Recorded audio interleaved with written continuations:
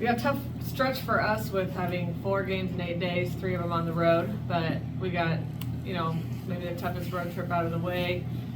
I thought we played well this weekend and really tough environments and a tough travel schedule, and just looking forward to a little reset, having a home match on Wednesday and some days in between some games where we can work on us a little bit and don't have to prep constantly for other teams. But hopefully it's a turning point for us. Really felt like it after the Pitt match that our team was pretty fired up and pretty motivated, and we played great on Sunday, so I feel like it might be kind of what this team needed. That might answer a little bit of my question, Coach. When you get to this point in the question, this point on the schedule, which is kind of getting to the home stretch, really, what do you want to see from your veteran team? Obviously, you want to be able to see them have a business-like approach after a loss like that, but as they're making this push, what do you want to see from them? I really want to see their confidence rise, and it's funny, a lot of coaches around the country, like, it's the October blues, or this is the time of season it gets really tough, and this year I really don't feel that from our team. I think it's because we're changing so much, and we still haven't peaked, and what's cool is our team feels that, and after Pitt, they kept saying, like, we haven't peaked yet, and our time's still coming, and so they're pretty motivated right now, more than any team I've coached in the past at this point in the season. So continue to see their confidence rise and clean up and play a little bit cleaner, less errors, and play a little more trust. So we're starting to see that, and that's what's exciting and I think motivating for this last push, like you said, last month of the season.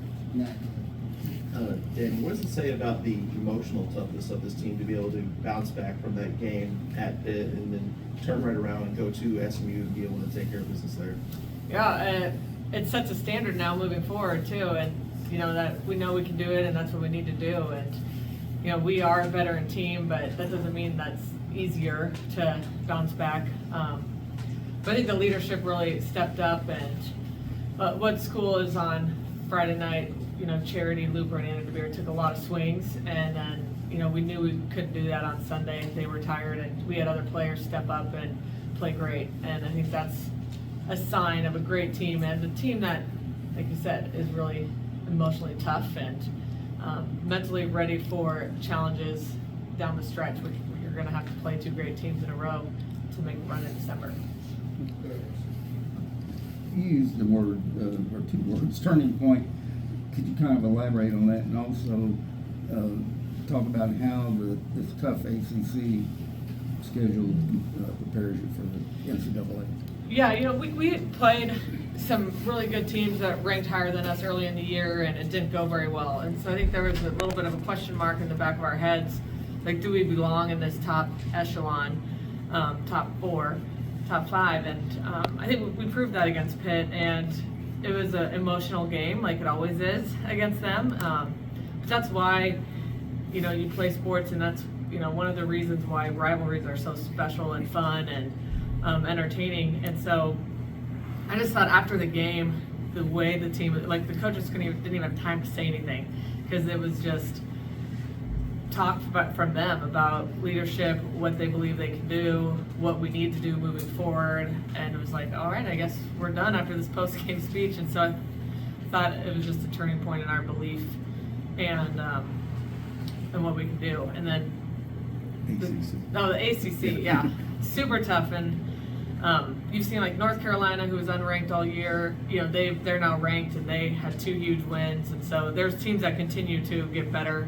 in the ACC and are going to challenge us, and it definitely is going to prepare us more in the tournament, and also it just gives us the opportunity to continue to prove ourselves. Like, we have kind of 1 win, and then we don't get a chance until December. Every week we have an opportunity to prove to ourselves and to the country that we're a great program, great team this year. Dani, besides being just kind of strange to play somebody twice in a week, does it present any challenges at all because of?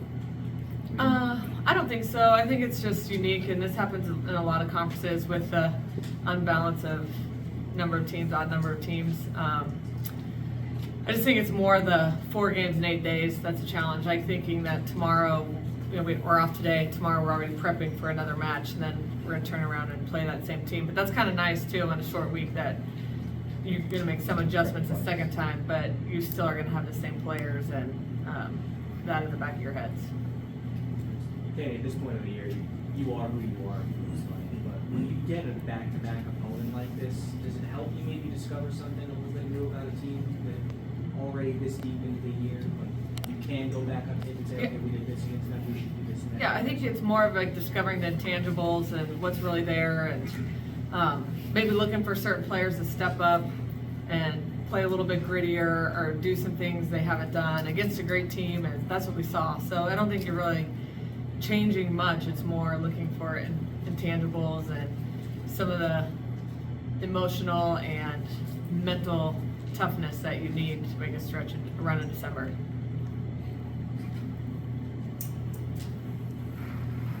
Dani has a Facebook fan page, and they've asked me to ask some questions. They jumped all of me because I asked lame questions last week, so I thought I'd challenge them to come up with a question.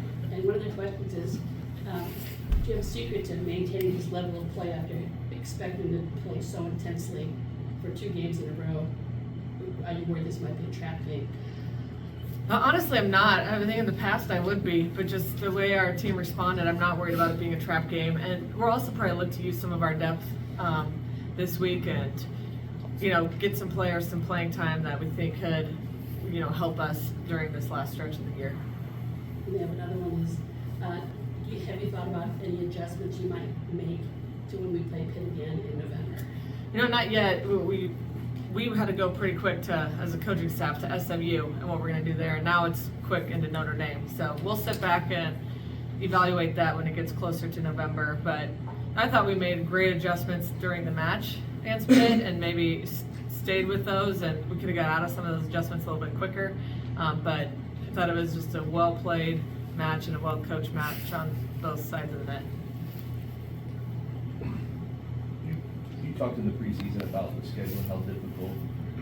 I know you're in the middle of it now, but if you looked at the RPI and gone, man, we did a pretty good job of putting this schedule together, because it's like 1 through 9 is like everybody that you have played. I mean, it's pretty wild how it's worked out, I guess. Yeah, you never really know how it's going to work out, but like I said at the beginning of the year, I saw on paper, I'm like, this is a little aggressive. And now that we're halfway point, it's like, that's probably a good schedule for us. And the way the timing has worked out, it's been really good. I think we have the toughest ACC schedule, with finishing with Pitt and at Stanford. That's going to be a tough finish. But again, that's what it's going to feel like in a Final Four atmosphere or regional atmosphere, is playing 2 great teams back to back. So it really is preparing us,